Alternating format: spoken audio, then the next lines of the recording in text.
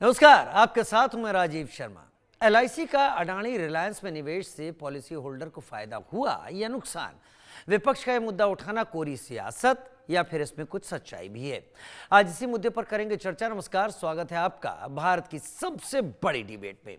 विपक्ष पुराना राग, सरकार ने एलआईसी को बर्बाद कर दिया, सरकार अडानी को बढ़ाती जा रही है। विपक्ष को कुछ और नहीं सूझता तो अडानी अडानी चिल्लाने लगते हैं। जब फिर वही आरोप लगे तो वित्त मंत्री निर्मला सीतारमण ने खुद मोर्चा संभाला और विपक्ष के हर आरोप का मुंहतोड़ जवाब दिया।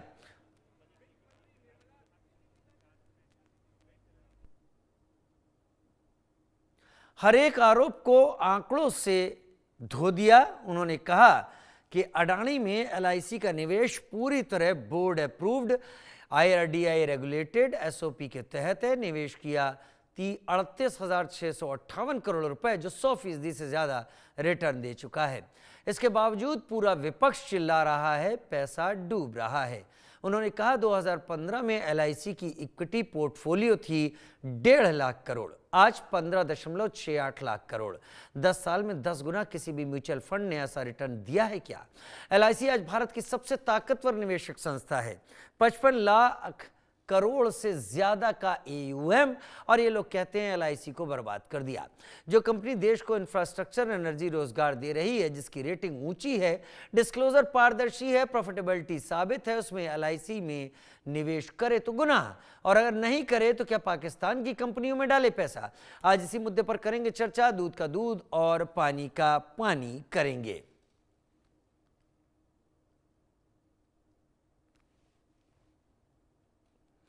दो खास मेहमान हमारे साथ इस वक्त जुड़े हुए हैं। हमारे साथ डॉक्टर शरद कोहली जुड़े हुए हैं, वरिष्ठ अर्थशास्त्री, और वैभव काट जो हमारे साथ फाउंडर इनका इंश्योरेंस। बहुत स्वागत है आप दोनों का समय निकालने के लिए और हमारे साथ जुड़ने के लिए। डॉक्टर शरद कोहली, पहला सवाल आपके पास ही मैं लाना चाहूंगा। आपसे कई बार हम लोग चर्चा कर चुके हैं देश के आर्थिक परिदृश्य, आर्थिक हालात को लेकर और इन सारे राजनीतिक सब्जेक्ट्स को लेकर। क्या विपक्ष के पास अर्थशास्त्री नहीं है, या फिर विपक्ष को केवल और केवल एक मुद्दा चाहिए, या फिर विपक्ष जो कुछ कह रहा है उसके पीछे वरिष्ठ अर्थशास्त्री होने के नाते आपको कुछ वजन दिखाई पड़ता है? इस स्थिति को स्पष्ट कर दीजिए वंस एंड फॉर ऑल। आप दोनों पॉलिटिशियन नहीं है। मैं उम्मीद करूंगा मेरे दर्शक जो सुन रहे हैं वो एकदम सही और सटीक बात सुनेंगे। डॉक्टर शरद कोहली।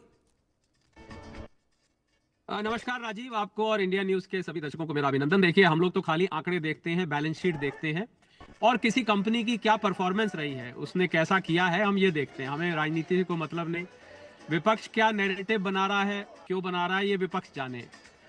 मुझे ये पता है कि एलआईसी देश की सबसे सक्सेसफुल, सबसे कामयाब सरकारी क्षेत्र के संस्थानों में से एक है। 50,000 करोड़ का प्रॉफिट, और अभी आपने अडानी ग्रुप में जो निवेश किया, देखिए एलआईसी का हम ऑपरेशन समझ लेते हैं तो बड़े आसानी से समझ में आ जाएगा। लोगों का इंश्योरेंस करके प्रीमियम आता है, और किसी की दुर्भाग्य से मृत्यु हो जाती है। एलआईसी का ध्येय है जिंदगी के साथ भी, जिंदगी के बाद भी। तो किसी की बदकिस्मती से मृत्यु हो जाती है, उसने इंश्योरेंस कराया, उसको प्रीमियम दिया जाता है। अब इंश्योरेंस का मॉडल ऐसा होता है, लोग समझे कि इंश्योरेंस कंपनी प्रॉफिट कहां से कमाती है। यानी ये तो नहीं है जितनों ने इंश्योरेंस कराया सभी व्यक्ति चले जाते हैं। तो नया बिजनेस जो आता है उसके प्रीमियम से बनता है। अब आपके पास बहुत सारा कैश इकट्ठा हो जाता है, बहुत सारा सरप्लस हो जाता है। इस सरप्लस को निवेश करना बहुत जरूरी है। क्यों जरूरी है? क्योंकि कल को आपको मान लीजिए बहुत सारी मृत्यु एक साथ हो जाती है पॉलिसी होल्डर्स की, तो आपको वो पैसा देना पड़ेगा। अगर आपके पास पड़ा हुआ कैश निवेश करके बढ़ेगा नहीं, तो आपकी कंपनी को चलाने में इंश्योरेंस को दिक्कत आई। देखिए, एलआईसी की एक जमाने में 100% शेयर था, आज एलआईसी का शेयर घटा है क्योंकि प्राइवेट प्लेयर्स भी आ गए हैं। सरकार ने बहुत अच्छा कदम उठाया कि प्राइवेट और पब्लिक कंपनी को शोल्डर टू शोल्डर चले। परंतु एलआईसी का जो अडानी ग्रुप में निवेश हुआ है वो बहुत ही कारगर साबित हुआ है।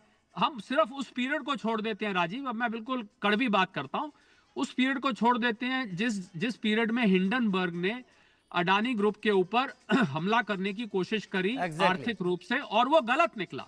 वो गलत साबित हुआ, सुप्रीम कोर्ट में गलत साबित हुआ। सेबी ने भी इन्वेस्टिगेट किया था, सेबी में इन्वेस्टिगेट किया, उसके लिए कमेटी बनी, सबने उसको गलत साबित किया। उस पीरियड को हम छोड़ दें, पर एलआईसी ने वहां से अपने निवेश को बेचा नहीं। ये किसी भी आम निवेशक के लिए भी है कि अगर आप किसी नैरेटिव के पीछे भाग रहे हैं, आप जल्दबाजी में आके बेच देंगे तो आप नुकसान सह जाएंगे। अगर आप उसमें बने रहते हैं, हम देखें कि अडानी ग्रुप के सारे शेयर्स वापस अपने लेवल पर आ गए। Exactly. कुछ कंपनी के शेयर्स तो पहले से भी ज्यादा हो गए। तो एलआईसी ने कुल मार के, आप देखिए, कौवा कान ले गया। राजीव क्षमा करें, मैं ये उदाहरण दे रहा हूं, बड़ा पुराना। तो पहले आप कौवे के पीछे भाग लिए कि भाई कौवा कान ले गया, पहले देखिए तो सही, कान आपके लगा भी हुआ है कि अरे एलआईसी का प्रॉफिट बरकरार है, एलआईसी ने 10 गुना पैसा कमाया है और एलआईसी ने फंड्स भारतीय इक्विटी में लगाए हैं। और एक बात जरूरी राजीव मैं कहना चाहूंगा, जिस भी निवेशक ने आज तक अमीर बने हैं, आपको अगर अमीरों की आप खोल के देखेंगे लिस्ट, इसका एलआईसी को लेना देना नहीं है, उदाहरण दे रहा हूं मैं, वो इक्विटी में लगा के बने हैं। इक्विटी एक ऐसा क्षेत्र है जो आपको सबसे ज्यादा रिटर्न देता है। इतना रिटर्न कहीं नहीं मिलता। तो अगर एलआईसी ने लोगों का पैसा ऐसी जगह लगाया जहां वो 10 गुना हो गया, मैं समझता हूं ये तो प्रशंसा की बात है। खाली अडानी और अंबानी नाम लेने से आप किसी नैरेटिव को बदल नहीं सकते, आप निवेश के सिद्धांतों को नहीं बदल सकते, आप उससे आने वाले प्रॉफिट को नहीं बदल सकते हैं। ये मुझे लगता है जो भी इस पे कटाक्ष कर रहा है उसको ये बात एग्जैक्टली सर, मैं आपकी बात को इसलिए भी मानता हूं कि बाकी बातें जो कही जा रही हैं वो सच झूठ हो सकती हैं, पैसा और मार्केट झूठ नहीं बोलता। वो जहां पर प्रॉफिट दिखाता है वो चीजें फिगर में दिखती हैं, वो गलत नहीं होती। मैं रुक करूंगा वैभव काटजू का, लेकिन वैभव सर, आपका रुक करने के पहले एलआईसी के निवेश पर फाइनेंस मिनिस्टर क्या बोली ये भी बता देते हैं। अडानी समूह में एलआईसी का निवेश बोर्ड अप्रूव्ड पॉलिसी और एसओपीज के मुताबिक हुआ है। अडानी की 6 लिस्टेड कंपनियों में शेयर खरीदे गए जिनकी वैल्यू 38,658 करोड़ 85 लाख रुपए थी। एलआईसी का अडानी पोर्ट्स एसईजेड द्वारा जारी 5,000 करोड़ रुपए के सिक्योर्ड एनसीडी में निवेश। अडानी पोर्ट्स के एसईजेड में निवेश भी पूरी जांच परख और पॉलिसी के हिसाब से किया गया। अक्टूबर 2025 तक एलआईसी की इक्विटी पोर्टफोलियो की वैल्यू 15 लाख करोड़ के पार हो गई। एक दशक में, 10 साल में एलआईसी की इक्विटी पोर्टफोलियो में जबरदस्त तेजी देखने को मिली। 2015 में पोर्टफोलियो करीब 1.5 लाख करोड़ का था, जो 2020 तक 3 लाख करोड़ का हुआ। 5 साल में एलआईसी के कुल assets under management AUM 55 lakh crore रुपए से भी ज्यादा हैं। एलआईसी ने बड़ी रकम लंबी अवधि के सरकारी बॉन्ड, सिक्योरिटीज, डेट इंस्ट्रूमेंट्स में लगाई है। इक्विटी में हो रहा निवेश अब तेजी से बढ़ रहा है और कंपनी की रणनीति को मजबूत कर रहा है।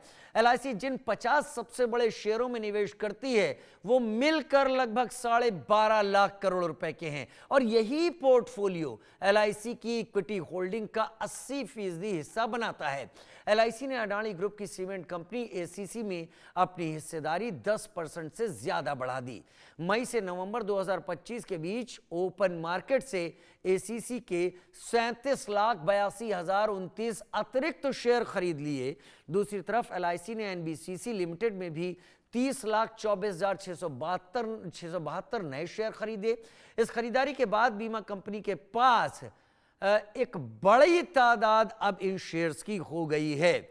एलआईसी का सबसे बड़ा दांव बैंकिंग और फाइनेंस सेक्टर पर है। कुल पोर्टफोलियो का 29% हिस्सा इसी सेक्टर में निवेश किया गया और इसकी कुल वैल्यू 3,66,000 करोड़ रुपए से भी ज्यादा है। LIC formal credit, digital facility, banking sector पर बहुत भरोसा कर रहा है। एलआईसी अभी भी पारंपरिक ऊर्जा कंपनियों में बड़ा निवेश बनाए हुए है। पारंपरिक ऊर्जा कंपनियों में एलआईसी का लगभग 16% हिस्सा लगा हुआ है। इसकी वैल्यू 1,97,000 करोड़ रुपए है। हाई डिविडेंड, कम जोखिम और सरकारी कंपनियों की स्थिरता है। पोर्टफोलियो को संतुलित रखने के लिए तेजी से बढ़ते सेक्टर्स पर भी दाम लगाए। आईटी सेक्टर में 14% निवेश, क्योंकि टेक कंपनियां निर्यात और विदेशी बिजनेस में तेजी से बढ़ रही हैं। कंज्यूमर गुड्स सेक्टर में 14% हिस्सा, जो भारत की बढ़ती घरेलू खपत पर भरोसे को दिखाता है। अक्टूबर 2025 तक एलआईसी की कुल इक्विटी होल्डिंग 15,68,745 करोड़ रुपए तक पहुंच चुकी है। तेज बढ़त, मजबूत पोजीशन और कम जोखिम वाली रणनीति ने बड़ा और शक्तिशाली निवेशक बनाया। लंबी अवधि की सोच और विविध निवेश नीति आगे भी बाजार पर पकड़ मजबूत बनाए रख सकती है। एलआईसी कोई परोपकारी संस्था नहीं है, ये बाजार से रेगुलेटेड इन्वेस्टर है। एलआईसी का हर इन्वेस्टमेंट IRDAI के कड़े कायदे के तहत होता है। चलिए अब मैं अपने खास मेहमान की तरफ रुख कर लेता हूं। इनका इंश्योरेंस से हमारे साथ सर जुड़े हुए हैं। एवोकाडो सर, आखिर फाइनेंस मिनिस्ट्री को या फाइनेंस मिनिस्टर को इतना एक्सप्लेनेशन देने की जरूरत क्यों पड़ी, जब आज की तारीख में किसी भी लिस्टेड कंपनी के आंकड़े डाटा प्लेटफॉर्म पर होते हैं। ये रूल रेगुलेशन है कि वो उससे डिफाई नहीं कर सकते, और अगर करेंगे तो उनके ऊपर एक्शन लिया जा सकता है। फिर भी इन चीजों को उलझाना, क्या एलआईसी वाकई हमारे साथ फ्रॉड कर रही है या एलआईसी के साथ शाब्दिक फ्रॉड हो रहा है? पहली चीज तो thank you for calling me, and आपके सारे व्यूअर्स को नमस्कार। मेरी आवाज क्लियर आ रही है? जिससे पहले एकदम साफ आ रही है sir, Vaibhav sir, thank you. एकदम साफ। तो आई डोंट थिंक ये सारा पॉलिटिक्स का खेल है। पॉलिटिक्स को और फाइनेंस को और इंश्योरेंस को खास तौर पे बिल्कुल अलग रखना चाहिए। इंश्योरेंस एक ऐसी चीज है जिसमें वैसे भी ट्रस्ट का यानी कि थोड़ा सा कमी है इन द कंट्री। ऊपर से अगर आप ये बोल देंगे कि एलआईसी में पैसा अटक जाएगा या कुछ ऐसा, तो गलत है। अगर हम अदानी के अंदर इन्वेस्टमेंट भी देख लें, सारा का सारा डेट और इक्विटी सब मिला भी लें, तो भी 1% से कमी है अभी भी। तो किसी भी तरीके से ज्यादा एक्सपोजर है नहीं अदानी के स्टॉक्स ने। अगेन मैं पहली चीज यहाँ डिस्क्लोज करना चाहूंगा, यहाँ पे कोई पॉलिटिकल लीनिंग के हिसाब से नहीं, बट मैं फाइनेंस के हिसाब से बता रहा हूँ। एग्जैक्टली एक मिनट के लिए आपको रोकता हूं और अपने दर्शकों को बता देता हूं कि ये जो दो मेहमान मेरे साथ जुड़े हुए हैं, वैभव काटजू सर और डॉक्टर शरद कोहली, दर्शकों इनके बारे में आप गूगल भी कर सकते हैं। ये अर्थशास्त्र से जुड़े हुए लोग हैं, फील्ड के लोग हैं, कोई पॉलिटिशियन नहीं है। इसलिए आप कतई ये ना समझें कि कोई पॉलिटिकल नैरेटिव रखा जा रहा है। वैभव काटजू सर अपनी बात डिटेल में सामने रखें। हाँ, तो क्या होता है किसी भी इंश्योरेंस कंपनी में, और मैं तो 25 साल से ज्यादा इंश्योरेंस कंपनीज में रहा हूँ, आईआरडीएस से बात भी रही है, एलआईसी के साथ भी काफी काम किया है। जिस लेवल पे वो हैं, उनका 0.5% 1% भी दूसरों को बहुत बड़ा लगता है, इसलिए उनको लग रहा है कि ये बहुत बड़ा है, बट ये 1% से भी कम उनका पोर्टफोलियो है। एंड ये कंपनी जिसके रिकॉर्ड साफ हैं फाइनेंशियली, अगेन मैं उनमें नहीं जा रहा हूँ पॉलिटिकल इश्यूज में, फाइनेंशियली उसने रिटर्न दिया है, इन्वेस्टर्स ने उससे कमाया है, कस्टमर्स ने उससे कमाया है, और एक रेगुलेटेड एंटिटी के हिसाब से जो भी चीज की जा सकती है वो फॉलो करके अगर इन्वेस्टमेंट है, तो इसमें मैं खास तौर पे कहूंगा कि प्लीज इस सबको अलग रखा जाए पॉलिटिक्स में। अगर ये होता कि किसी 100 रुपए की चीज को एलआईसी ने 125 या 150 में खरीदा होता, तो शायद रेड फ्लैग होते। या अगर ये होता कि अदानी के ऊपर कोई अभी प्रॉब्लम चल रही है और उनको लिक्विडिटी का इशू है और उस समय सपोर्ट किया, तो शायद रेड फ्लैग होता। आज की तारीख में कोई भी रेड फ्लैग नहीं है। आज की तारीख में किसी भी तरह का उनको लिक्विडिटी का क्राइसिस नहीं है। पिछले 1 साल में अगर आप देखें, रिटर्न्स अच्छे हैं हर चीज का। सिर्फ रिटर्न के एंगल से अगर आप देखें तो बहुत अच्छा इन्वेस्टमेंट का अपॉर्चुनिटी। अगर कोई नहीं लेता है तो उसका वो पर्सनल फील होगा। कोई भी अगर फाइनेंशियली समझता है इस चीज को, तो नेचुरली वो इन्वेस्ट करना इसमें चाहेगा। वापस मैं क्लोज यही करूंगा कि अदानी साहब के पर्सनल फीलिंग्स, इमोशनल फीलिंग्स और पॉलिटिकल लीनिंग जो भी है उसको प्लीज अलग रखिए। ये प्योर नंबर का गेम है। और क्या है, आम तौर पे अगर 20-25 करोड़ इंडियंस का पैसा एलआईसी में लगा है, वो यही चाहेंगे कि अगर उन्होंने 100 लगाया तो 120, 150, 200 लौटे। अब वो किस तरीके से वो 100 का 150 200 कर सकते हैं, वो एलआईसी के इन्वेस्टमेंट टीम का काम है, और वो एक एक्सपर्ट लोग हैं। उनको प्लीज उनका काम करने दीजिए। पॉलिटिक्स को एलआईसी से जितना दूर रख सके उतना अच्छा रहेगा। Yes, you are right. Politics को जितना दूर रखें उतना अच्छा है। लेकिन आपसे ही अब मैं वापसी की शुरुआत करूंगा, सवालों की आपसे ही शुरुआत करता हूं वैभव काटजू सर। मान लीजिए मेरी एक्स कंपनी है, मेरी खुद की, और एलआईसी को मेरी कंपनी में इन्वेस्ट करना है। मैं खुद को एक सब्जेक्ट की तरह यहां रखना हूं। वो कौन से पैरामीटर्स होते हैं जिन्हें देखते हुए एलआईसी जैसी संस्था इन्वेस्ट करती है? क्या वो पैरामीटर्स अंबानी, अडानी या इन बड़े बिजनेसमैन की कंपनियों के साथ मीट होते हैं, वो दिखाई पड़ते हैं आपको? बहुत ही अच्छा सवाल है। कई लोगों को नहीं पता होगा और ये जानना बहुत जरूरी है, क्योंकि आम आदमी सिर्फ एलआईसी में पैसा डालता है। उसका पैसा कैसे इन्वेस्ट हो रहा है, ये सब एक रेगुलेटेड फ्रेमवर्क आईआरडीए ने बना रखा है कि कितने साल तक कितने डिविडेंड्स दिए हों, बैक टू बैक प्रॉफिट रहा हो, लिस्टेड हो, पर्टिकुलर लार्ज कैप हो तो कितने नंबर पे हो, अगर डेट में डाल रहे हैं तो AAA, AA, किस तरह की सिक्योरिटी, वो सारी चीजें फाइंड है। कोई भी ऐसा नहीं है कि इसमें इफ बट हो सकता है कि आज अपने बिल्कुल अगर एग्जांपल या शर्मा साहब की कंपनी है शर्मा एंड सन्स, वो उठ के आ जाएगी तो नहीं कर सकते अगर वो पैरामीटर्स नहीं मीट हो रहे। वो पैरामीटर्स जो डिफाइंड है रेगुलेटर के द्वारा, अगर वो मीट हो रहे हैं तभी वो कर सकते हैं। उनके खुद की चाचा की या मामा की कंपनी नहीं है, ये लिस्टेड कंपनियां हैं और उनको अपने हिसाब से करना है। तो जब तक वो मीट नहीं होंगे वो नहीं हो सकता है, पहली चीज। दूसरी चीज ये सबसे जरूरी है, आज कॉम्पिटेटिव मार्केट है, अगर एलआईसी का फंड 10% रिटर्न दे रहा है और बजाज का या आईसीआईसीआई का 15% दे रहा है, तो कस्टमर वहां जाना चाहेंगे। तो एग्जैक्टली। फंड मैनेजर का भी ये काम है कि वो सबसे ज्यादा जाए, जैसे म्यूचुअल फंड में बोलते हैं टॉप क्वार्टाइल में या टॉप 10% में या कहीं पर रहें, एलआईसी भी चाहेगा कि भैया अभी प्राइवेट कंपनीज हैं, उनसे बेटर मैं रिटर्न दूं। अगर वो रिटर्न के लिए अदानी में इन्वेस्ट करे, अंबानी में करे, आदित्य बिरला में करे, या किसी और कंपनी में करे, जब तक रिटर्न्स मैनेज हो रहे हैं, आई डोंट थिंक कोई भी इसमें पॉलिटिकल एंगल देखा जा सकता। एकदम आप सही बात कह रहे हैं, इसमें पॉलिटिकल एंगल क्यों देखा जाए और क्यों देखा जा रहा है?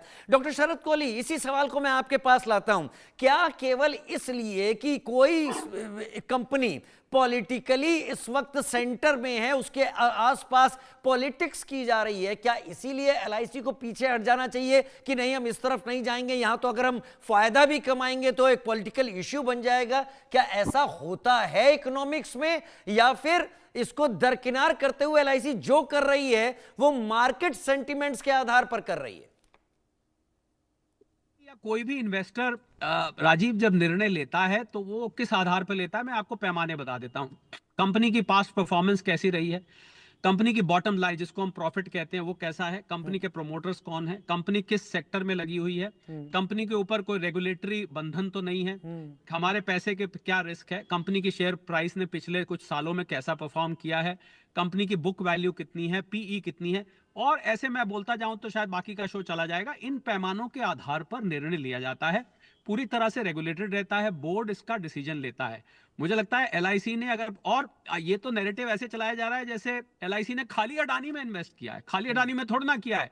अरे भैया टोटल का 1% है, और जितनी टोटल एलआईसी की एस एयूएम है ना, देश की जो जीडीपी जो बजट होता है साल का, उससे ज्यादा एयूएम है एलआईसी का। और राजीव, एक मैं आपको इंटरेस्टिंग बात बताता हूं, हालांकि आपने डिस्क्लेमर दे दिया हम राजनीति से नहीं आते, बिल्कुल कोई राजनीति से लेना देना नहीं है, पर मैं दिन में गूगल कर रहा था, हमारे जो माननीय लीडर ऑफ अपोजिशन है, एक जनरल इंफॉर्मेशन दे रहा हूं सिर्फ, कोई मेरा इससे राजनीति से ताल्लुक नहीं है, उनकी 2019 में जो डिक्लेयर्ड वेल्थ थी वो 19-20 करोड़ वेबसाइट पर दिखती है। 2024 में ये वेल्थ बढ़ के 24-25 करोड़ हो गई, और मैं कोई लांछन नहीं लगा रहा। इसके बढ़ने का कारण उनके इक्विटी और म्यूचुअल फंड्स में इन्वेस्टमेंट्स थे। एग्जैक्टली, मैंने भी वो लिस्ट देखी थी सर, यू आर राइट। 5-6 साल में उनका निवेश किया हुआ, और उन म्यूचुअल फंड्स ने, राजीव जो मैं कहना चाह रहा था, उन म्यूचुअल फंड्स ने भी कुछ हद तक अडानी में पैसा लगाया होगा जरूर। तो अब इसका क्या जवाब देंगे कि आपने अडानी में पैसा लगाया, आपने तो अप्रत्यक्ष रूप से यानी कि इनडायरेक्ट तौर पर अडानी में पैसा लगा दिया, तो कायदे से तो फिर आपके ऊपर भी एक डिबेट हो जानी चाहिए पार्लियामेंट में। मेरा कहने का अर्थ यह है कि जहां मुनाफा हो रहा है, जहां बाप बड़ा ना भैया सबसे बड़ा रुपया, जहां पर पैसा आ रहा है निवेशक को, वो वहां इन्वेस्ट करेगा, वो नाम नहीं देखेगा, वो देखेगा। और ये सिद्ध हो गया, जब 10 गुना ज्यादा आपका रिटर्न आ रहा है, तो मैं समझता हूं ये डिबेट तो बनती ही नहीं है। ये रिटर्न स्वयं बता देता है कि हमारा जो निर्णय लिया गया था वो निर्णय सही था। तो मुझे लगता है ये तो सिरे से खारिज कर देने वाली डिबेट है, और खाली दो फैमिलीज के नामों को लेके नैरेटिव है। ऐसे तो बिरला ग्रुप ने भी बड़ा अच्छा रिटर्न दिया है, टाटा, मेरे पास सारा पोर्टफोलियो एलआईसी का, कहां से कितना रिटर्न आया है, तो उन पर क्यों नहीं डिबेट हो रही? एग्जैक्टली राजीव, मेरा ये प्रश्न है, वहां क्यों नहीं डिबेट हो रही है? उन्होंने तो ग्रीन एनर्जी में और भी कंपनीज लगाई, उन्होंने एनर्जी सेक्टर में और लगाई, और अडानी ग्रुप जिस प्रकार से, मैं कोई अडानी ग्रुप का स्पोक्स पर्सन नहीं हूं, नहीं वो मानता हूं मैं भी, पर एलआईसी ने यह देखा कि अडानी ग्रुप हमारे बुनियादी ढांचे के विकास से जुड़ा हुआ है, अडानी ग्रुप रिन्यूएबल एनर्जी से जुड़ा हुआ है, अडानी साहब की विजन है। अब किसी की विजन अच्छी है बिजनेसमैन की, तो वो बिजनेसमैन बड़ा बन गया, उसकी कंपनियों ने निवेशकों को भर भर के रिटर्न दिया है।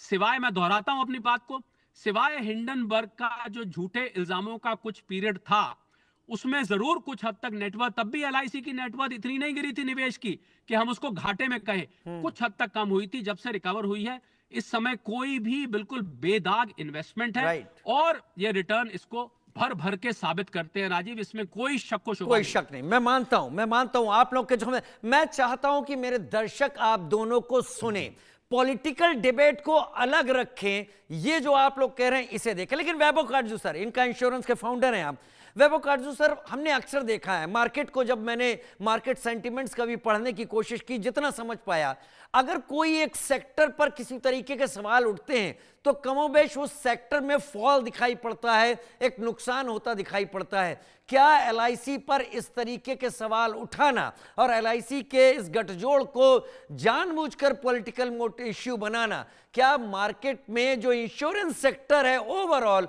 जो लिस्टेड है उस पर असर डालेगा? नहीं, बिल्कुल भी नहीं।